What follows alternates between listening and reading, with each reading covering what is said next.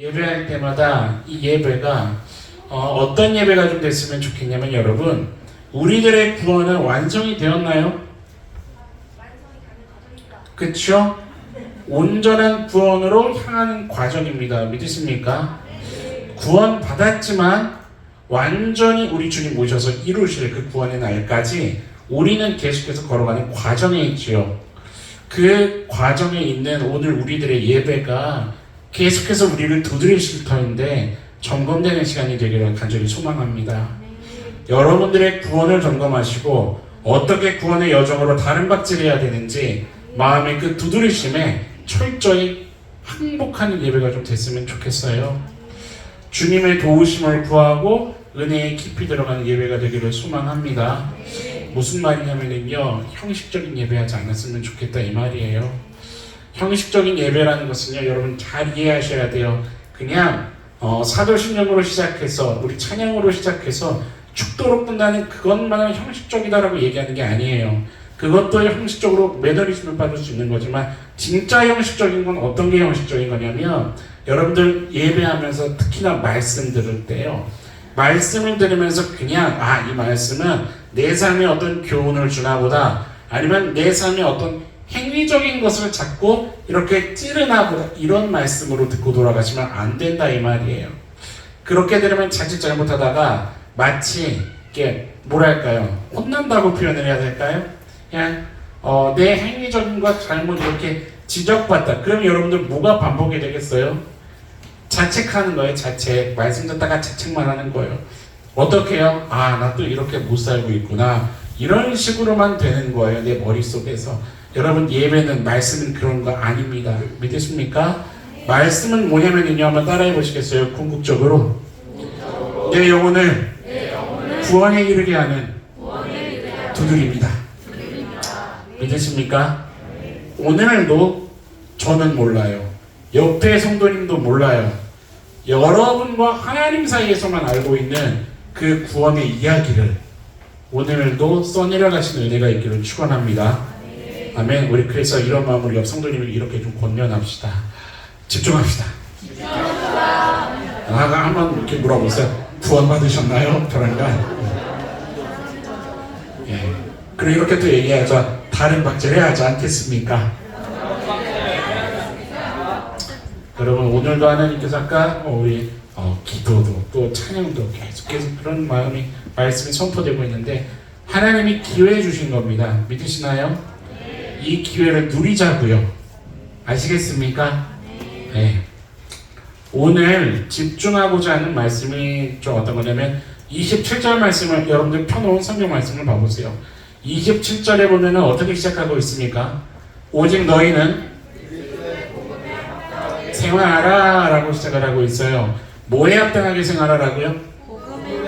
복음에 합당하게 생활하라. 다시 얘기하지만 이거 오늘 엄청 찔리겠구나 이렇게 마음을 먼저 먹지 마세요. 뭐랑 연결시키셔야 한다고요?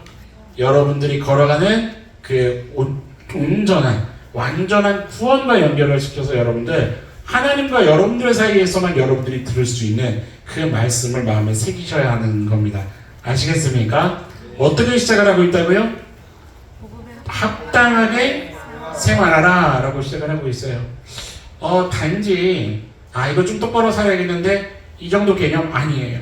그런 개념이라면 성경이 굳이 이야기하고 있지 않을 겁니다. 사실은 바울이 이야기하는 합당하게 생활하라는 게 도대체 무엇인지, 성경에 하나님이 굳이 이 단어를 쓰시면서 우리에게 들려주시고 하는 그 하나님의 마음의 의도가 무엇인지 여러분들 그 하나님의 깊이를 헤아리는 그 은혜가 있기를 축원합니다. 빌립보서를 관통하는 중요한 맥락이에요. 이 합당이라는 말은요, 문자적으로 일단 이해하자면 이건 어떤 의미를 가지고 있냐면 앞에 화면에 아마 글씨가 있을 거거든요. 읽어보실까요? 한번 시작. 복음이 가지고 있는 가치에 어울리는 매너. 어디에 어울리는 매너라고요? 복음이 복음이 가지고 있는 가치가 있다는 거죠. 여러분들이 옷을 한 벌 입고 있어도 그 옷이 가지고 있는 뭐가 있나요? 가치가 있어요. 지금 펜을 막 사용하고 계신데 여러분들 비싼 펜 쓰고 계십니까? 아니요. 펜도 펜이 가지고 있는 가치가 있죠. 그러니까 모든 것은 다 가치가 있듯이 복음도 뭐가 있습니까? 가치가 있는 거예요. 나중에 이제 여러분들하고 로마서를 좀 다루게 될 날이 분명히 오겠죠. 그 로마서를 보면은 어떤 하나님의 마음이 기록되어 있냐면 너를 향해 내가 품고 있는 가치가 어떤 줄 아느냐, 그런 마음이 담겨 있어요. 사실 성경은 그걸 딱 제시합니다. 우리를 향해 하나님께서 품고 계신 우리를 향한 하나님의 가치는요, 아들 예수 그리스도의 생명값이에요. 믿으십니까? 그 가치를 얘기하는 거예요. 가치에 맞는 뭐가 있다고요? 매너가 있다 이 말이에요. 매너요. 아주 그냥 이를테면 이런 거예요. 여러분들이 오늘 예배 끝난 다음에 이따 저녁에 5성급 호텔 뷔페에 초대받아서 가십니다. 생각만 해도 행복하시죠? 막 말씀 3시간 들을 수 있으시겠죠? 그건 또 아닙니까? 그 뷔페를 초대받아서 간다고 한번 생각해 보세요. 어떤 차림으로 가시겠어요? 지금 차림으로 가시겠어요? 옷 바꿔 입고 가시겠어요? 지금 차림이요. 지금 차림에? 그래요. 애인이 좋아하지 않을 것 같은데. 그쵸? 왜 바꿔 입고 가나요? 어울리는 그 매너에 맞는 것을 아마 우리는 고민하기 때문일 거라는 거죠. 뭐냐면요, 여러분들 단순하게 얘기를 해볼게요. 합당하다 이게 뭐냐면요, 내가 생각하는 그게 기준이 아니에요. 누가 보시는 기준일까요? 우리 하나님께서 보시는 합당한 기준이 있다는 거예요. 바울이라는 사람이 어떤 사람이냐면 바로 그것을 깊이 있게 잘 아는 사람이었다는 거예요. 성경의 모든 흔적들을 살펴보니. 그래서 먼저 바울이 뭘 한 사람이냐면 한번 따라해 보시겠어요? 합당하기를 위해 몸부림쳤다. 여러분, 우리가 몸부림칠 수 있는 성도님들이 되기를 축원합니다. 옆 성도님에게 한번 고면합시다. 우리 몸부림칩시다. 눈을 똑바로 보고 얘기해 주세요. 진짜 몸부림칩시다. 예, 제가 자꾸 이렇게 이게 곁으로 옆으로 빠지면 안 될 것 같고, 그러면 설교가 계속 길어지니까 그러면 안 될 것 같은데, 여러분들 진짜 몸부림쳐야 됩니다. 아멘. 몸부림칩시다. 이 자리에서만이 아니라 우리에게 주어진 일주일의 삶에서 진짜 한번 몸부림쳐봅시다, 여러분. 합당하게 생활하라.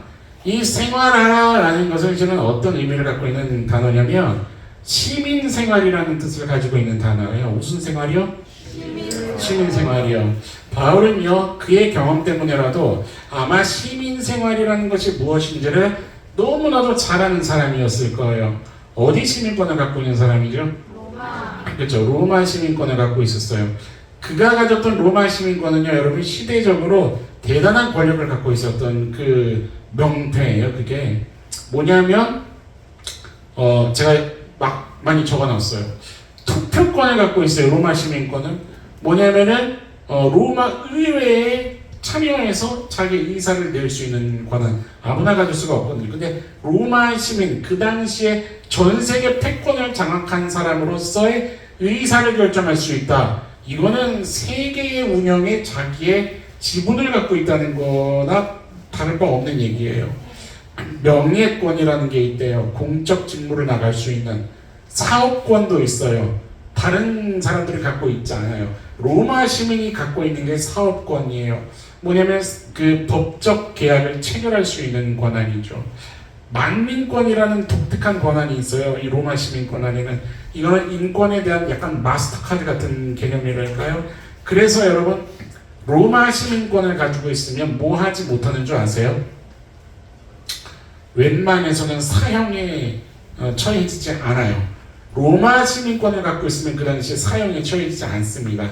만약에 사형에 처해지더라도 어떤 형벌은 면할 수 있는 줄 아세요? 화형? 아니요. 그 당시 가장 치욕스러운 형벌, 십자가 처형은 로마 시민권을 가진 사람들은 절대 당하지 않습니다. 로마 시민권을 가지고 있으면요, 어떤 권한까지 있냐면 스스로를 변호할 수 있는 권리가 있어요. 그러니까 어떤 일이 생기냐면 어디로 끌려가요? 감옥에 끌려가요. 그래도 뭐 할 수 있어요? 나를 처벌하지 마시오. 뭐 할 때까지? 내가 변호해서 그거에 대한 판결이 날 때까지. 대단한 권한이에요, 여러분. 아무나가 아니라 로마 시민권을 갖고 있는 사람은 절대 채찍질할 수 없어요. 고문할 수가 없어요. 대단한 권한을 가지고 있는 거죠. 바울이 이런 시민권을 가진 그 삶을 살았으니 시민권의 의미를 잘 알아요, 몰라요? 알아요. 너무 잘 아는 거죠. 어떤 의미가 또 이 안에 포함되어 있냐면 여러분, 로마가 그 백성들에게 사실 시민권을 그냥 주는 건 아니었거든요. 무슨 말이냐면 일단 이렇게 생각해 보면 돼요. 권한이라는 거를 줄 때는 그 뒤에 뭐가 따라와요? 보통 우리가 딱 아는 단어 있죠. 뭐하고? 책임과 의무라는 게 권한 뒤에는 따라와요. 그렇지 않습니까? 뭐냐면 이런 말이 있어요. 한번 따라해 보세요. 이건 이제 역사적 그 문장인데, 로마 제국은 시민권을 가진 백성들이 만들었다. 라는 말이 있어요. 그게 무슨 얘기냐면요.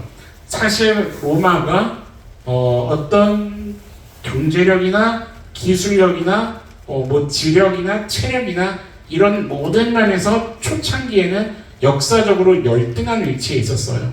그런데 로마가 무엇을 선택했냐면 그 로마의 역사를 보면 지중해 전역을 제패한단 말이에요. 중근동, 북아프리카 다 제패해버린단 말이에요. 그러면서 대제국을 이루는데 그 비결이 뭐였냐면 단지 군사력에 있었던 게 아니라는 거죠.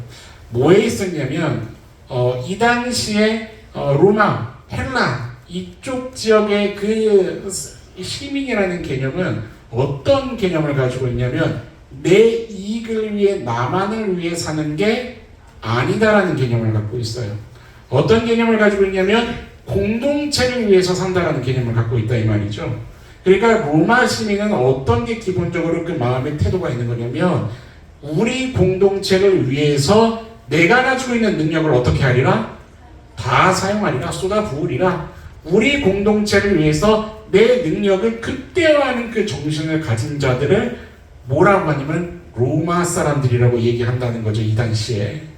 그러니까 뭐냐면 여러분들, 빌립보에 사는 그 헬라인들은요, 그러니까 로마 시민권을 가진 모든 그 사람들은 사실은 오늘 말씀에 뭐에 합당하게 생활하라였어요? 그리스도의 복음에 합당하게 생활하라잖아요. 그런데 이들은 빌립보에 사는 헬라인들에게는 로마에 합당하게 복음에 합당하게 생활하라가 아니에요. 어디에 합당하게 생활하랄까요? 로마에 합당하게 생활하라 이거예요. 뭐를 가진 자로서?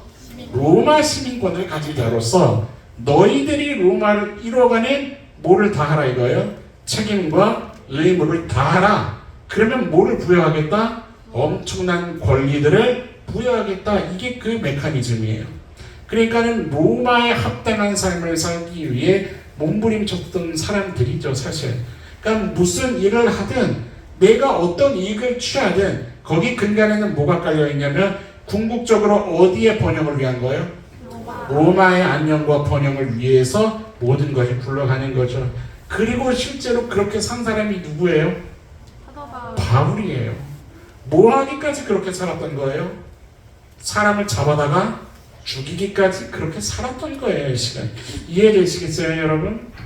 그런데 바울의 삶이 어떻게 되어버리나요? 바뀌어버리죠. 완전히 바뀌어버리죠. 그가 확실하게 고백하는 게 하나가 있어요. 빌립보서 3장 20절입니다. 같이 한번 읽어볼까요? 빌립보서 3장 20절. 찾으셨으면 아멘. 아멘. 같이 한번 선포. 내 믿음의 고백이 되기를 소망하는 마음으로 한번 읽어봅시다. 시작. 그러나 시민권은 하늘에 있는지라 거기로부터 원하는 자 곧 예수 그리스도를 기다리노니. 아멘. 로마의 시민권이에요? 아니에요. 어디 시민권을 이야기하나요?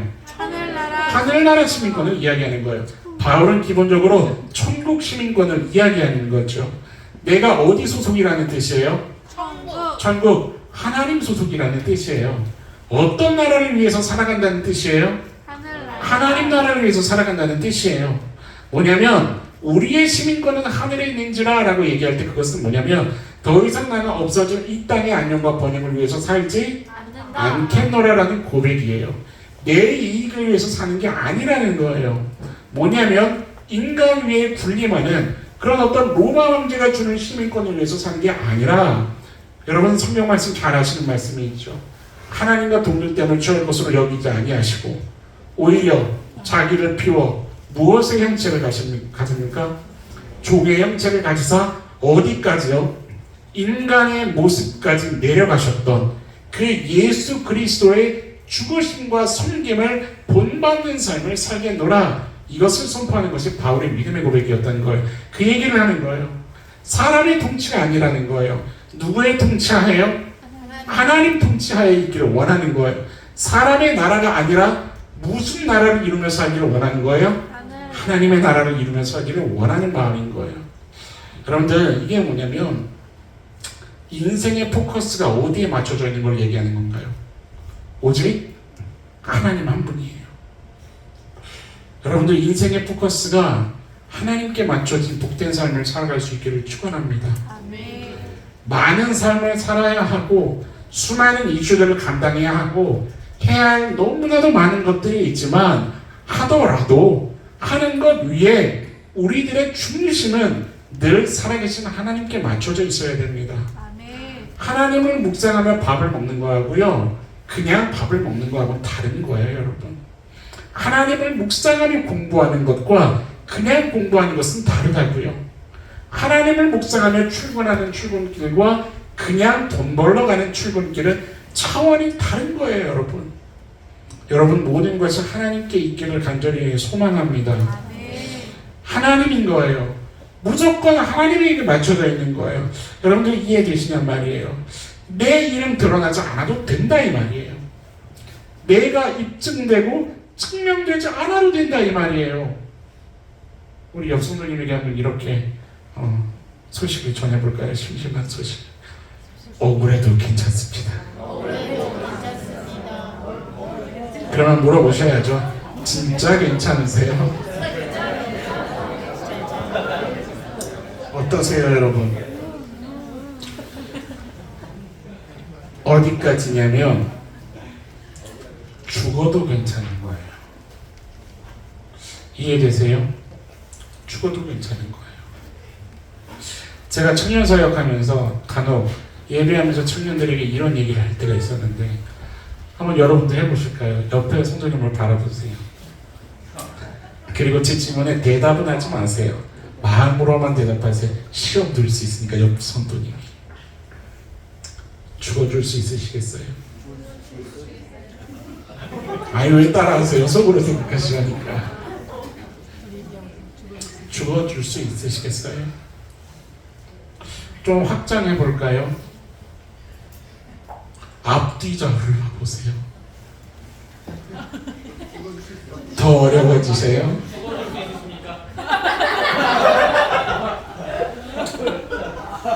좀 더 확장을 해볼까요?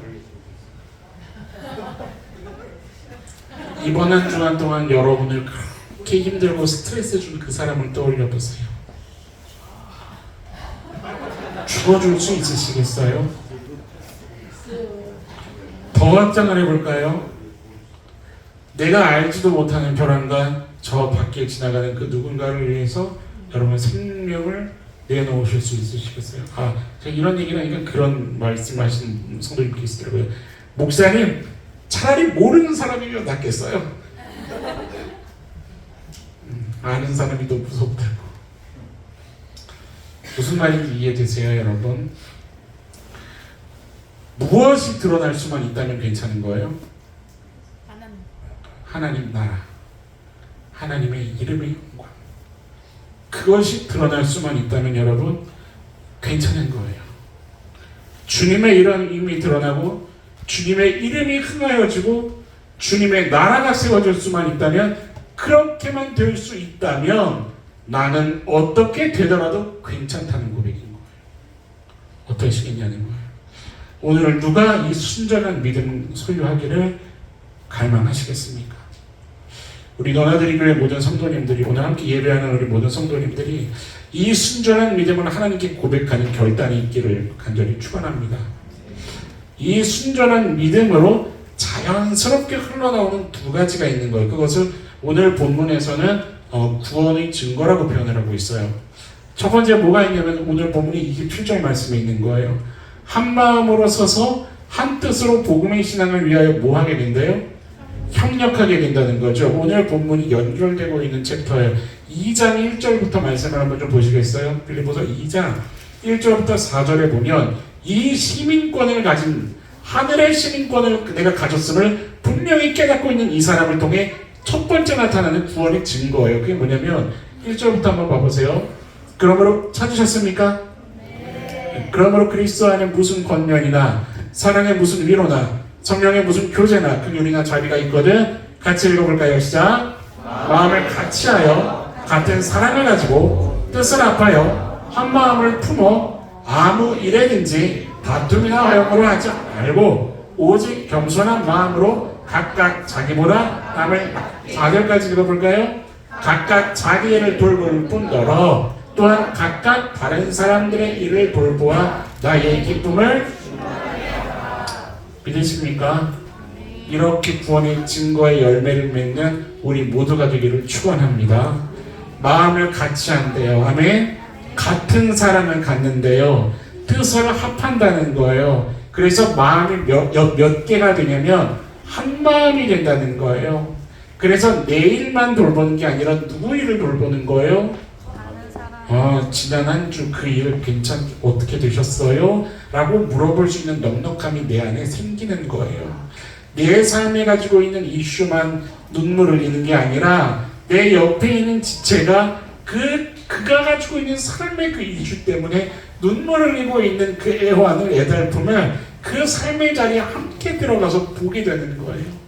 여러분들 그런 신앙의 걸음을 걸을 수 있게 되기를 축원합니다.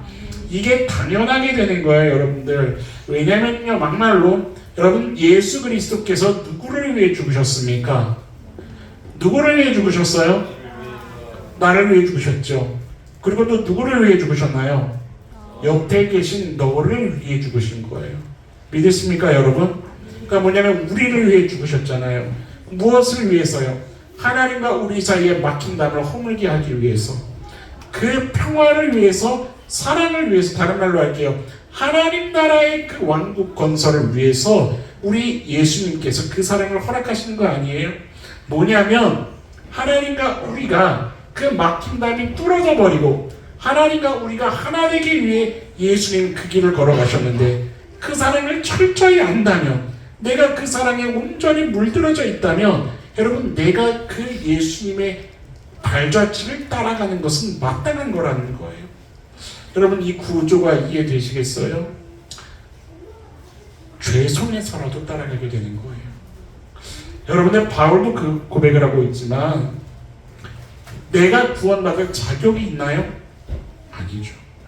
은혜라는 것을 이해하고 은혜라는 것 안에 깊이 들어가면 들어갈수록 자꾸만 뭐를 보게 되냐면 도저히 은혜 받을 수 없는 나를 보게 되는 거예요. 어떻게 이런 나를 살려주셨나? 어떻게 이런 나를 인내하셨나? 어떻게 이런 나를 용납하셨나 때문에 십자가를 볼 때마다 눈물이 많은 거예요. 여러분들 그런 신앙의 여정을 걸어가시길 축원합니다. 이게 마음에 새겨지니 주님 죄 손에서라도 내 이성을 붙잡을 때는, 내 경험을 붙잡을 때는 도저히 저 사람과 합할 수가 없겠는데, 그런데 나를 하나님과 합하게 하기 위해 당신의 생명을 버리신 예수님의 희생을 아는 나로서 주님, 저도 어찌 저 사람과 하나 되는 싸움을 제가 포기하겠습니까? 해보겠습니다. 겸손히 결단하게 되는 거예요. 여러분들 그 은혜가 우리 너나들이 교회 성도님들 모두에게 좀 넘쳤으면 좋겠습니다. 옆에 성도님을 봐보세요. 이해가 되시나요? 우리 결혼하신 성도님들 남편 이해가 되세요? 아내는 이해가 되시나요? 자식이 이해가 되세요? 네. 여러분들 부모님 이해돼요?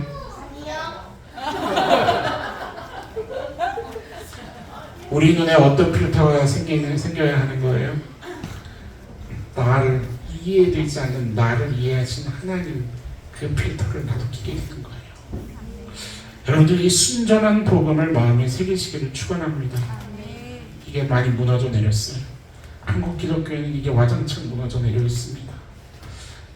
신앙인들마저도 이해관계가 성립돼야 함께하기로 마음을 먹는, 그렇게 끼리끼리 모여져가는 공동체가 우리 너나들이가 돼서는 안 되죠.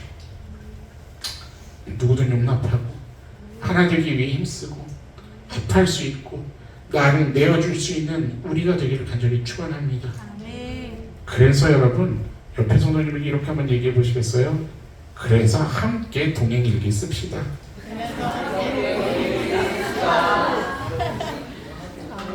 여러분 함께 합시다.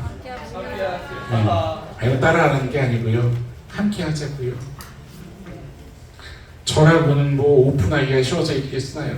여러분, 목회자가 일기 오픈하는 거는 어쩌면 더 어려운지도 몰라요. 몸부림을 치는 거예요. 여러분들도 쉽지 않으시죠? 그런데 기도하면서 분명히 우리 너나들이 안에 하나님께서 이루실 그 일에 분명한 일이 있기 때문에 이 과정을 걸어가게 하시는 주의거든요. 이 일에 함께 해야 일주일이 흐르고 1년이 흐르고 5년이 흘렀을 때 우리는 함께 걷는 공동체로 서 있는 거죠. 여러분, 끔찍하잖아요. 1년이 지나가는데 누군가는 여전히 그 자리에 멈춰서 혹은 스스로 실족하여서, 말씀 그대로 실족하여서 나 또 다른 교회 한번 찾아가 봐야 되겠어, 이런 일이 우리 안에 일어난다면 여러분, 이거는 너무나도 끔찍한 일일 거예요. 서로 권면해주고 가르치고 정죄하는 권면이 아니라 공감하는 권면으로, 힘들지? 그런데 또 함께 해봅시다 하는, 진짜 함께 걸어가는, 말씀 그대로 마음을 같이하여 같은 사랑을 가지고 뜻을 합하여 한 마음을 품어 걸어갈 수 있는 우리 모두가 되기를 축원합니다. 이게 합당한 자의 그 삶을 사는 그 열매 중에 하나예요, 여러분들. 왜 협력이 안 되고 한 마음 한 뜻이 실은 안 되냐면요, 우리의 시선이 하나님 나라에 가 있지 못하다는 증거예요. 그게 우리의 시선이요 복음을 위하여 가 있고 하나님께 가 있는 그것이 아니라 끝까지 자꾸만 누구를 향해 가냐면 시선이 나를 향해 가는 거예요. 혹은 뭐를 향해 가는 거예요? 너를 향해 가면 안 되는 거를 붙잡는 거예요. 계속해서 나한테 가는 거예요. 여러분, 바뀌어야 됩니다. 복음의 신앙을 위한 거라면, 하나님 나라를 이루기 위한 거라면 내가 그리고 너가 기꺼이 희생할 수 있는 거예요. 아까 찬양했죠, 우리 기꺼이 그 길 걷게 하소서. 어떻게 찬양하셨나요? 결단하셨나요? 그런데 그 두드리시는 성령님께 오늘 우리 좀 순복하는 은혜가 있기를 간절히 축원합니다.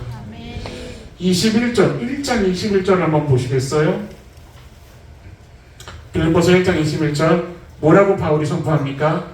이는 내게 사는 것이 그리스도니 믿으십니까? 여러분들도 그렇게 고백하게 될 수 있기를 축원합니다. 억울하지 않다는 거예요. 무엇을 위한 거라면요, 복음을 위한 거, 그리스도를 위한 거, 하나님 나라를 위한 거라고 한다면 괜찮다 이 말이에요. 죽음까지도 유익하다고 고백할 수 있는 거예요.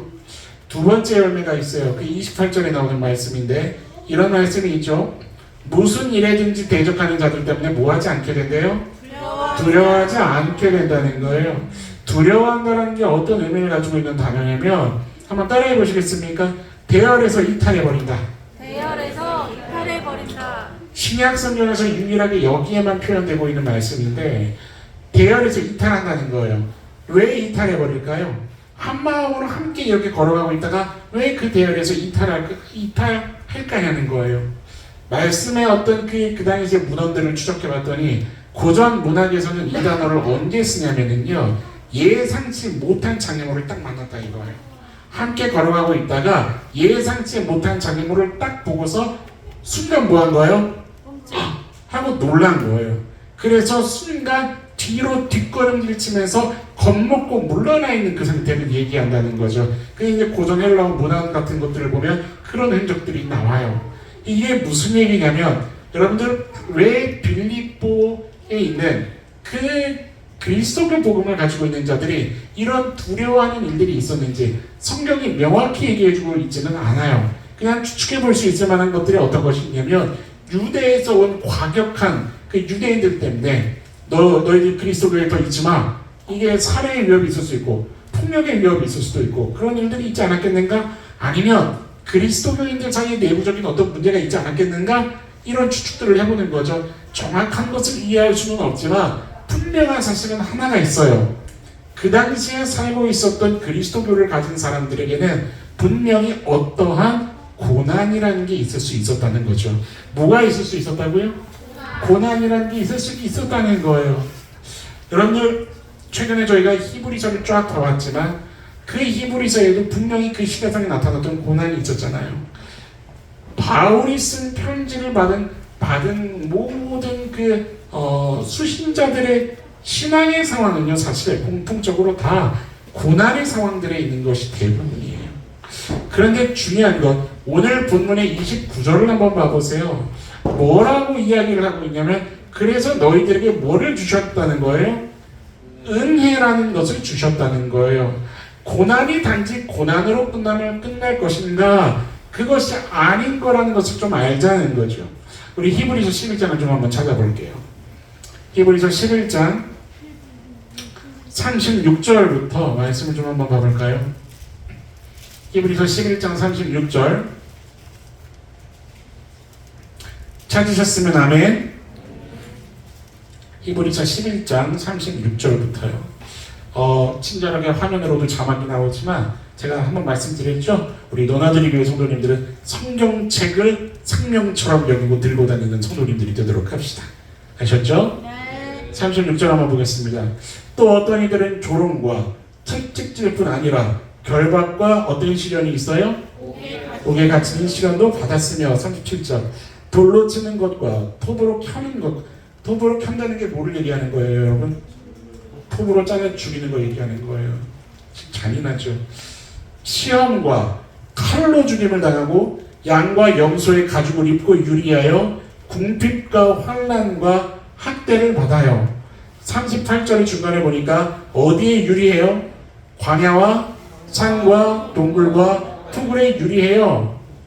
여러분 솔직히 얘기하면 우리의 고난은 성경에 지금 표현되고 있는 이 정도의 고난은 아니에요. 그렇죠? 이런 경험을 해본 적은 없을 거예요. 우리 가운데. 그렇지만 여러분이 이 얘기를 아시잖아요. 고난이라는 것은 비교할 수가 없다고. 어쨌든 내가 가지고 있는 그 고난 속에서 우리는 모두가 다 어떤 탄식을 하냐면 어떡하지? 이 탄식이 나오는 거예요. 그런데 성경은 무엇을 얘기하냐면 어떡하지 하고 있지 않다는 거예요. 왜냐하면 이후에 하나님께서 뭘 예비하고 계시냐면 우리를 위해 더 좋은 것을 예비하셨기 때문에. 믿으십니까? 그것을 향한 믿음이 있느냐? 그러면 40절을 한번 봐보세요. 40절.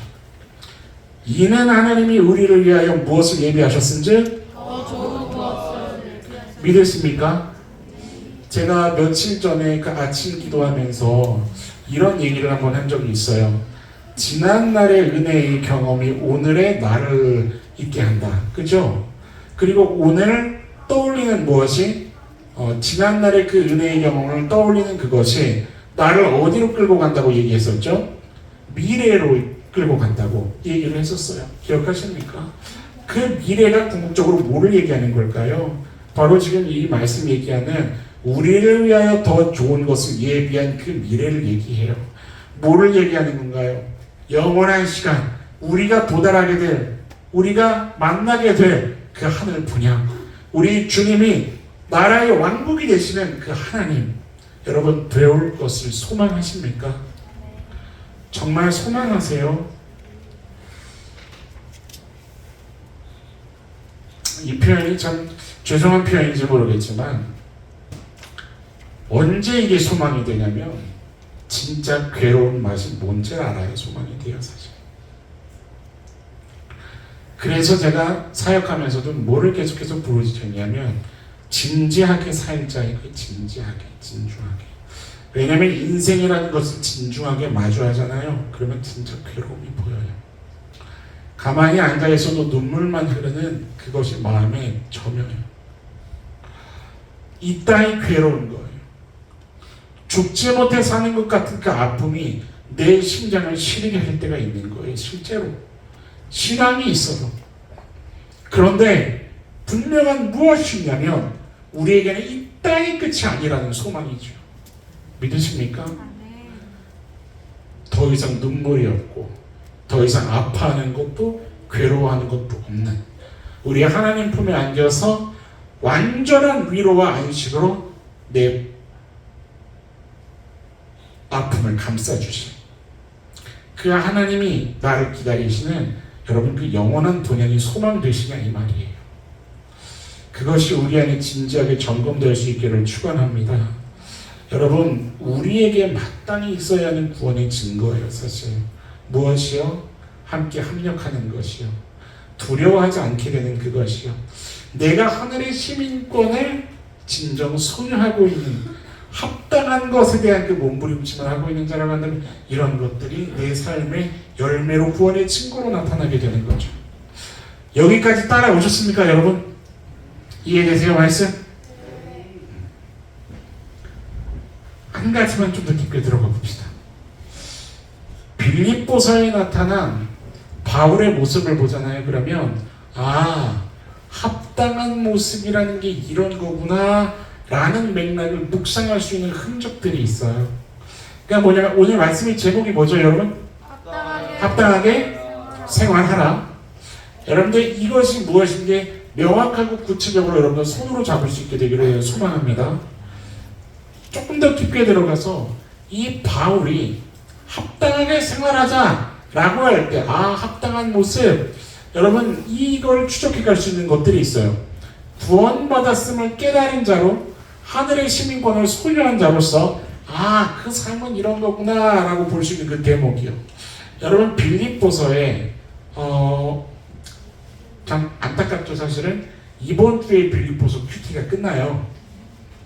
이게 한 주 만에 어떻게 끝나냐 이 말이에요. 제가 이거 어떻게 해야 되나 몇 주는 하고 싶었는데 그래서 핵심을 모아서 오늘 말씀을 준비하느라고 실은 제가 평균 원고가 3장 반 정도 되거든요. 청년 사역할 때는 3장에 압축을 했었는데 오늘은 5장을 들고 나왔어요. 근데 유능한 강사는 시간보다 일찍 끝내기도 하지만 시간 가는 줄도 모르게 하는 게 유능한 강사죠. 시간 가는 줄 모르시겠죠? 말씀을 좀 먹읍시다. 빌립보서가 이번 주 끝나버리잖아요. 다음 주에 또 승년이 넘어가는데 핵심을 붙잡아야 여러분들 이번 주에 큐티를 또 능동적으로 하실 거 아니에요. 이게 좀 묵상이 돼야 돼요. 빌립보서에 바울이 어떤 그 특징을 하나 보여주는 게 있어요. 계속 외치는 게 하나가 있어요.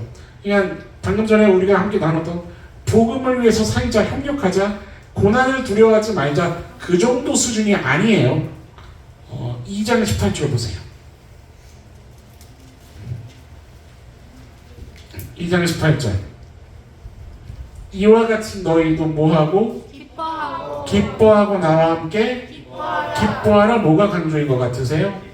기쁨이죠. 4장 4절 보세요. 4장 4절 주 안에서 항상 뭐하라? 기뻐하라. 내가 다시 말하노니 뭐가 강조인 것 같으세요? 기뻐하라는 거죠. 4장 10절 보세요. 내가 주 안에서 어떻대요? 크게 기뻐한다거든요. 누가 지금 크게 기뻐하는 거예요? 바울이 기뻐하는 거예요. 바울이 지금 얘기하기를 나 기뻐해. 근데 나만 기뻐하는 게 아니라 누구도 기뻐하래요? 이 편지를 받는 너희들도 기뻐해야 해. 이런 얘기들 하고 있는데 그런데 기가 막힌 건 지금 바울이 이 얘기를 하고 있는 이 편지를 쓰고 있는 바울의 상황이 어떤 상황에 쓰여진 건 줄 여러분들 아세요? 이거를 이해하면 기가 막힌 거예요. 여러분들 뭐냐면 바울이 대략 AD 32년 정도에 하나님을 인격적으로 만납니다. 어떻게 만나는지 아시죠? 그 이야기는. 그 이야기까지 하면 내일 새벽까지 가야 돼요. 아시죠? 모르시면 사도행전 말씀을 묵상하세요. 32년에 하나님을 만나요. 인격적으로 만나요. 그런데 그 이후에 대략 AD 46년부터 AD 57년 몇 년 정도냐면 11년 정도 동안 본격적으로 어떤 삶을 사냐면 복음 전하는 삶을 사는 거죠. 소위 말하는 전도 여행이요. 그 삶을 사는 거예요. 그동안에 있었던 그 일이 그러니까 11년 동안 어떤 일들이 있었을까? 신약 성경을 보면 그 사도 바울의 족적들이 다 나오죠. 사도행전에도 나오고 바울의 서신서들을 보면 쭉 나오죠. 그런데 그 일 중에 어떤 일들이 또 있었나를 볼 수 있는 게 고린도후서 11장이에요. 한번 펴보세요. 고린도후서 11장에 11년 동안 복음을 전하는 동안에 바울이 겪었던 일입니다. 11장 23절 끝부분부터 한번 봐보세요. 찾으셨습니까? 네. 여러분 뭐할 뻔했대요? 죽을 뻔. 죽을 뻔하였으니요. 죽을 뻔하였다는 거예요. 어느 정도로 죽을 뻔하였냐면 구체적으로 서술하고 있어요. 24절 보세요. 유대인들에게 어떤 매를? 사슴에서 하나 감한 매를. 25절 보면 몇 번 태장? 3번 태장을 맞고 몇 번 돌로 맞았어요? 한 번 돌로 맞고 3번 파선 일주하는 깊은 바다에서 지내. 26절을 보니 여러 강의 위험, 강도 위험, 동족의 위험, 이방인의 위험, 신의 별의별 위험이 다 있어요. 여러분들 이게 감이 안 오시죠? 왜 40에 하나 감한 매를 사도 바울이 굳이 언급하고 있는 줄 아세요? 몇 대 맞았다는 얘기예요? 31대. 에이 목사님 저 학교 다닐 때 학생 시절에 수두하게 맞았습니다. 뭐 39대야 뭐 그러신가요? 여러분 사도 바울이 맞은 이 40에 하나 감한 매가 무슨 매인 줄 아세요? 유대인에게 맞은 이 매는요 뭐하기로 작정하고 때린 매냐면 이 매를 맞고 죽어라 죽이기로 작정하고 때린 매예요. 일반 성인이 혼자 들기도 힘든 몽둥이를 함께 들어요. 그거를 가지고 사도 바울을 내리치는 거예요. 어떻게 될까요? 한번 맞으면 기절해요. 뼈가 부러진다고요. 뼈가 부러진, 다리가 부러지고 팔이 부러지는 거예요. 여러분들 뼈가 부러지고 팔이 부러지면 몇 시간 있어야 뼈가 붙을까요? 여러분들 뼈는 한 7시간 정도 붙으시죠? 그런가요? 몇 주, 몇 개월, 길면 1년이 넘는, 그렇지 않나요? 제가 지난주 수요일날 그 기회문역위원회 그 회의가 있었어요. 그 하기 전에 이제 뭐 때문이었는지 하여튼 제가 잠깐 이제 제 방에 들어가서 일을 좀 보려고 방에 들어왔는데 베란다에 제가 뒤를 딱 기대는데 휠체어 등받이가 바닥까지 푹 떨어져 버린 거예요. 그리고 제가 머리가 땅에 이게 약간 곤두박질을 치면 그래갖고 이제 너무 이게 SOS. 근데 밖에 이제 운영위원회가 있는데 빈서가 불러가지고 일어났죠. 와 근데 그러고 나서 수요일 저녁부터 어제 점심쯤 되니까 충격이 왔던 그 허리가 좀 괜찮아지더라고요. 그러니까 한 3일 그래도 이게 뼈가 다친 게 아니니까 그냥 놀란 거니까 등이 아주 오랜만에 인생의 처음인지도 모를 하여튼 그랬어요. 근데 이 말씀을 이번 주에 제가 계속 묵상을 하는 거 아니에요. 그러니까, 명함도 못 내밀겠는데 여러분 바울은 어떻게 되는 거예요? 이 40에 하나 감한 매를 몇 번 맞아요? 5번. 5번. 몇 년은 걸릴까요? 날만 하면 부러지는 거예요. 날만 하면 부러지는 거예요. 5번뿐만이에요. 3번의 태장이에요. 이게 문헌을 보면 어떤 기록들이 있냐면 여러분 이 태장은요 그냥 보통 태장이 아니에요. 그냥 곤장 엉덩이 때리는 그 정도가 아니에요. 한 번 때리면 살이 뼈에서 떨어져서 너덜너덜해지는 그 정도의 태장을 얘기하는 거예요. 그거를 3번 맞아요. 돌로 맞아요. 죽을 뻔했다는 얘기예요. 여러분 돌로 맞는 게 가벼운 거예요? 아니요. 돌에 맞아요. 죽는다고요. 그러니 바울이 23절 끝에 뭐라고 얘기했던 거냐면 여러 번 죽을 뻔하였으니 라고 얘기를 시작했던 거예요. 11년 동안 몇 번이에요? 40에 하나 감한 매, 태장, 돌만 쳐도 벌써 9번 아니에요? 11년에 얼만큼인가요 지분이? 5년. 그래서 바울에 대한 그 화가들의 그런 사포와 그림 같은 걸 보면 어떤 식으로 그림이 그려져 있냐면 바울이 꾸부정한 모습으로 대부분 그려져 있대요. 왜 그럴까요? 계속 부러지는 거 계속. 뿐만입니까? 11년을 살아온 바울의 끝에 뭐가 기다리고 있냐면 여러분들 말씀 사도행전이라는 말씀 다 묵상하셨던 것처럼 감옥에 바로 갇혀요. 그죠? 바울이 예루살렘 총회로 돌아오자마자 오해를 받아서 감옥에 갇히잖아요. 드로비모 이슈 아시죠? 저만 하나 보군요. 우리 옆 성도님에게 정합시다. 말씀 읽읍시다. 여러분 성경 보셔야 돼요. 사도행전 보세요. 바로 오해받아서 갇혀버려요. 몇 년을 갇히나요? 가이사랴 감옥에 2년을 갇혀요. 그리고 거기 있다가 로마 자택구금 또 2년을 더 계속 길게 가요. 그냥 간 건가요? 바울이 전도 여행을 마치면서 연보를 모아서 가지고 오거든요. 오히려 선교 지원을 받았던 바울이 나중에 선교를 돕는 자의 그 자리에 서게 되는 놀라운 은혜죠. 그러니 그거를 갖고 왔는데 벼랑간 하필이면 공교롭게 그렇게 연보를 가지고 왔는데 감옥에 끌려가요. 그러면 사람들이 뭐라고 수근거릴까요? 뭐야? 에이 설마 우리 사도 바울은 그런 분 아니시겠지. 오해일 거야 오해. 아마 하루 이틀은 오해 다 이렇게 검증되고 풀려나겠지. 근데 몇 년 동안 안 풀려나나요? 2년 동안 안 풀려나는 거죠. 여러분 제가 감옥에 갇혀서 2년 동안 못 나온다고 한번 생각을 해보세요. 여러분 서로 어떤 얘기 하시겠어요? 그래 결국은 우리 목사님도 갔어. 안 그러시겠어요? 쉽게 말하면 여러분 지금 바울이 어떤 상황이에요? 바울이 처해 있는 상황이 어떤 상황이에요? 건강에도 문제가 있어요. 재정적으로도 문제가 생겼어요. 그의 평판은 어떤가요? 오해에 우겨싸임을 받고 있어요. 그런데 바울이 뭐라고 얘기하고 있어요? 이때 기록한 것이 바로 기뻐하라 이거였어요. 이해하시겠어요 여러분들? 빌립보서 1장 3절부터 한번 보시겠어요? 도대체 바울이 어떻게 이럴 수 있냐는 거예요. 3절 1장 3절 내가 누구를 생각할 때마다 여기서 말하는 너희는 빌립보 교회 성도님들을 얘기하는 거예요. 너희를 생각할 때마다 뭐 하신대요? 나의 하나님께 감사하는 거예요. 어디에 갇혀 있는데요? 감옥에 갇혀 있는데요. 4절 보세요. 간구할 때마다 너희 무리를 위하여 어떻게 간구한대요? 기쁨으로 간구한대요. 여러분들 이건 이해가 사실 안 되는 말씀인 거예요. 5절 말씀 봐보세요. 너희가 첫날부터 이제까지 뭐를 위한 일에? 복음을 위한 일에 참여하고 있기 때문에 내가 뭐 할 수 있다는 거예요? 기뻐할 수 있다는 거예요. 7절 중간에 보세요. 바울은 스스로를 뭐라고도 표현하냐면 내가 지금 어떻게 되어 있다? 매여 있다라고까지 표현하거든요. 간단하게 설명을 드릴게요. 비록 매여 있어요. 매여 있지만 제한이 있고 재정의 압박이 있고 건강에 문제가 있고 평판이 오해가 넘쳐나고 있지만 너희들을 생각할 때마다 뭐가 넘친다는 거예요? 기쁨이 넘치고 감사가 넘친다는 거예요.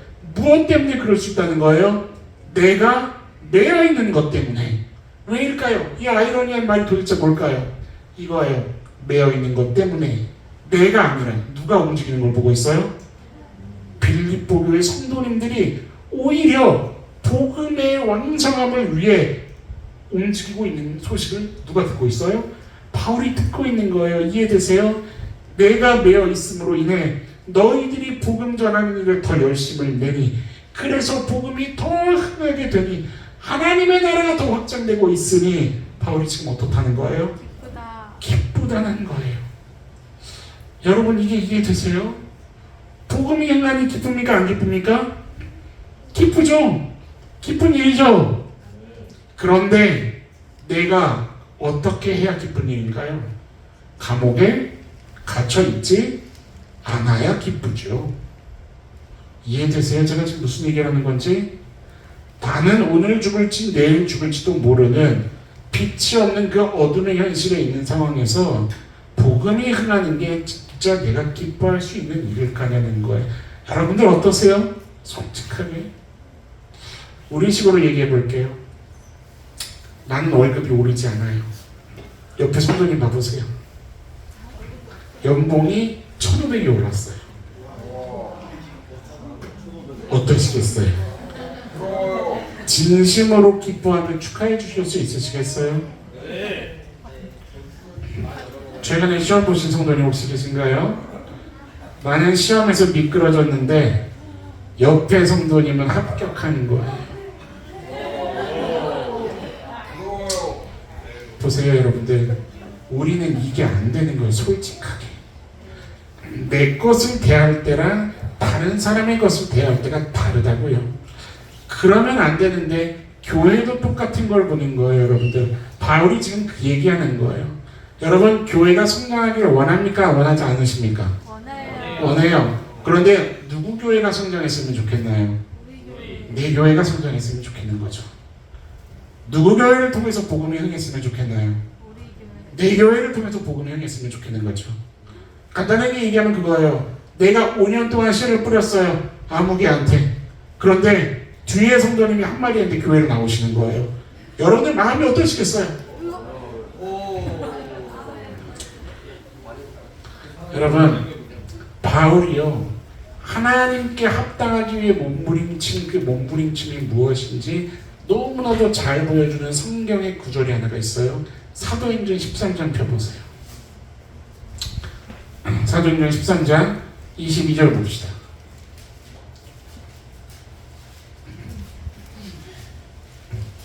사도행전 13장 22절 찾으셨으면 아멘. 함께 읽어볼까요? 시작. 패하시고 다윗을 왕으로 세우시고 증언하여 이르시되 내가 이새의 아들 다윗을 만나니 내 마음에 맞는 사람이라 내 뜻을 다 이루리라 하였다. 합당하게 생활하다, 이것과 동일하게 그 맥락을 취하고 있는 것이 내 마음에 어떤 사람이라? 맞는 사람이라 라고 하나님께서 얘기하고 계시는 대목인 거죠. 누구를 바라보며 지금 이렇게 얘기하고 계시는 거예요? 다윗을 바라보시면서 얘기하신 대목이거든요. 여러분, 다윗을 하나님께서 이스라엘의 왕으로 세우셨던 때가 언제였나요? 뭔가 인간적인 공로와 업적을 남겼을 때, 골리앗을 무너뜨렸을 때인가요? 아니요. 시편 말씀 하나 더 찾아봅시다. 시편, 오늘 마지막 본문을 찾는 거예요. 우리는 시편 78편, 우리 70절을 한번 좀 봅시다. 시편 78편 70절부터 성경에 유일하게 딱 이곳에 이 말씀이 기록되어 있어요. 78편 70절 찾으셨으면 아멘. 또 그의 종 누구를 택하시되? 다윗을 택하시되 양의 우리에서 취하시며. 71절 보세요. 어떤 중에서 택하셨나요? 전 양을 지키는 중에서 택하신 거예요. 뭐 할 때라는 거예요? 양치기 목동이었을 때 택하셨다는 거예요. 여러분들, 여러분, 유대 사회에서 양치기가 뭔지 아세요? 목동이 뭔지 아세요? 그 이스라엘 사회에서 세상 가장 천한 직업이에요. 심지어 누가 무시했을까요?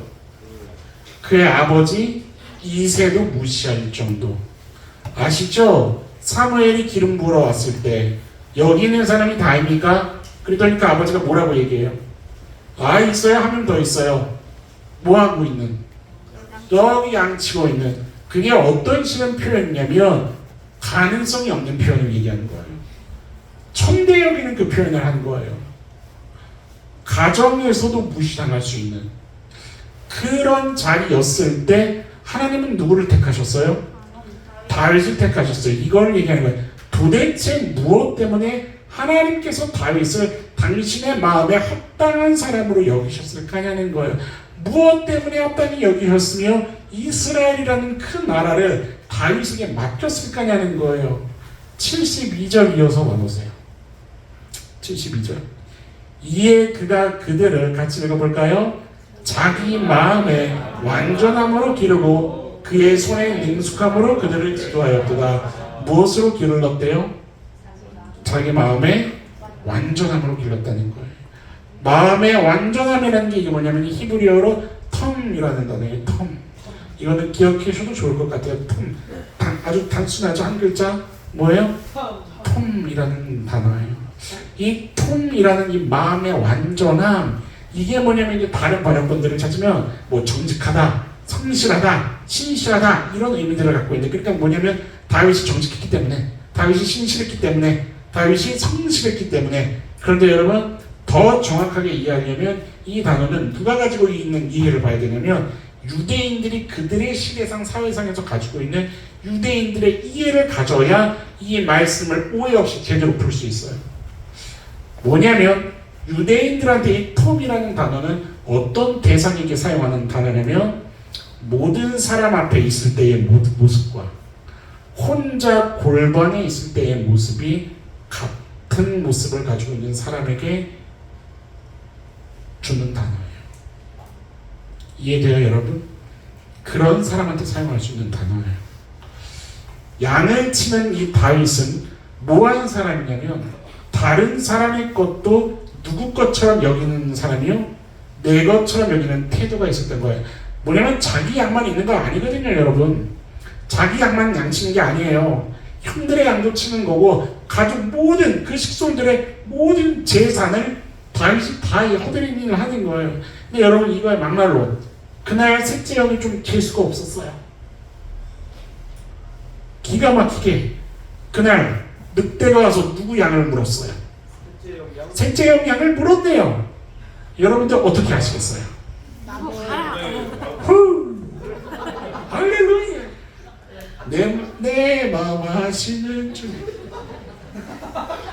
원수들을 발등상에 찍으시고. 그런가요? 여러분 같으면 어떻게 하시겠어요? 다윗이 뭘 했냐면, 다윗은 가서 자기 목숨을 걸고 사자의 입을 찢어서라도 양을 구출해 오려는 그런 태도를 가지고 있는 사람이었다는 거예요. 모두의 양을 관리하는 거나 내 양을 관리하는 모습이 어때요? 같은 마인드를 우리 하나님은 보시는 거예요. 여러분들, 직장 우리 성도님들, 내 카드를 사용할 때나 법카 써보셨어요?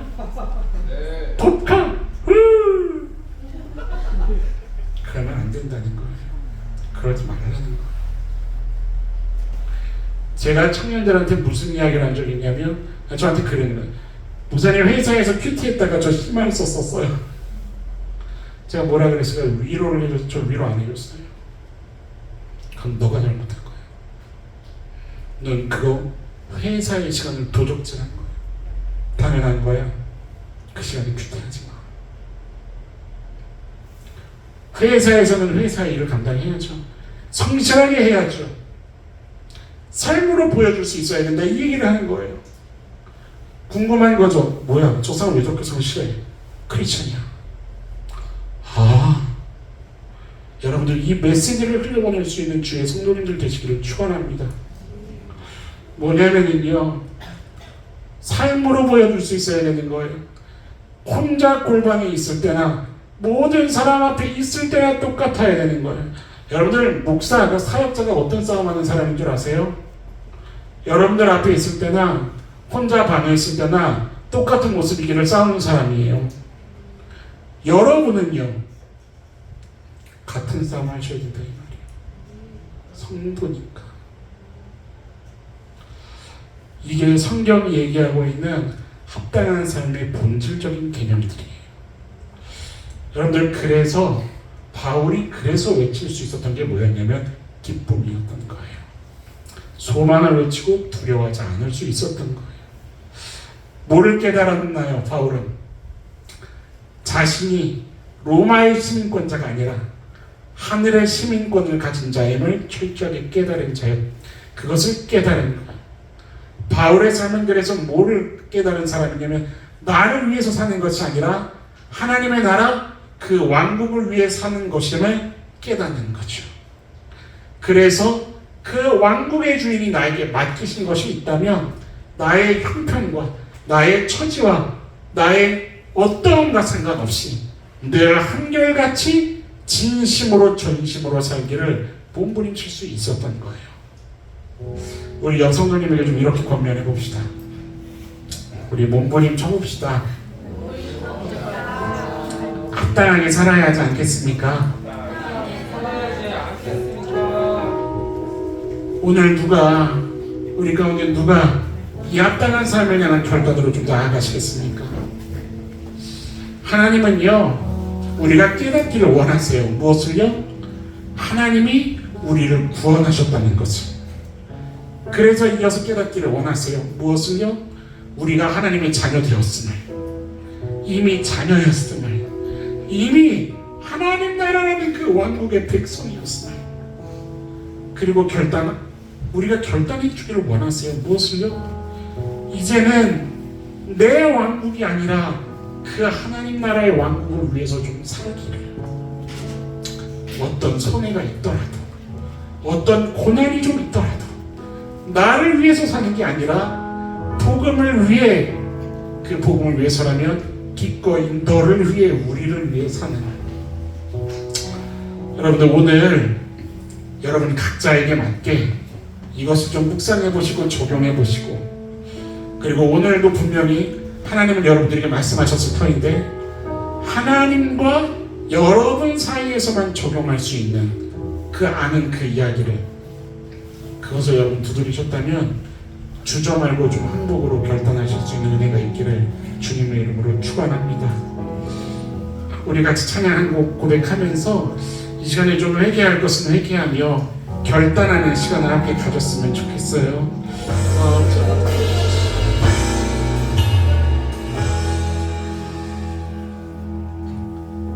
우리의 시민권은 하늘에 있는지라 오직 하나님을 바라보며 하나님 나라의 그 왕국을 위하여 부르신 자리 섬기며 주님만 예배하며 걸어갈 수 있는 주님, 우리 나라들이 교회 모든 성도님들 되게 하여 주옵소서. 아멘.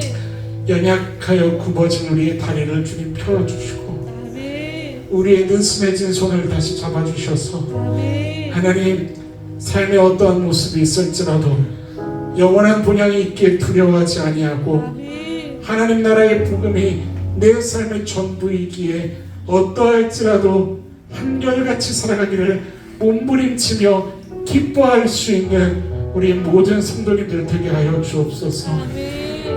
모든 것을 다 아시는 하나님께서 넉넉하신 위로와 크신 회복의 은혜로 오늘 예배하는 우리들의 마음을 새롭게 하여 주시고 아멘. 다시금 허락하시는 그 생기로 말미암아 삶을 향해 결단하며 나아갈 수 있는, 뛰어들을 수 있는 주님의 백성들 되게 하여 주시옵소서.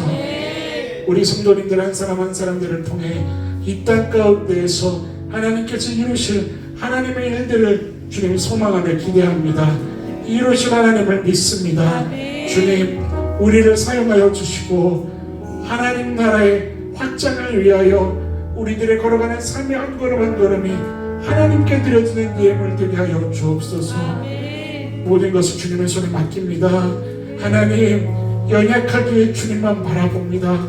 넉넉히 일하여 주시고 의인은 믿음으로 말미암아 살리라 하셨사오니 의지적으로 주님께 기대는 모든 백성들의 중심을 위로하여 주시옵소서. 감사드리며 오늘도 생명의 은혜로 함께해 주시는 살아계신 예수님 이름으로 기도드립니다. 아멘.